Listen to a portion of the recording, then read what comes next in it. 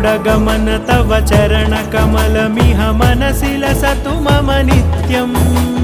गरुडगमन तव चरणकमलमिह मनसि लसतु मम नित्यम् मनसि लसतु मम नित्यम् मम तापमपाकुरु देव मम पापमपाकुरु देव मम तापमपाकुरु देव मम पापमपाकुरु देव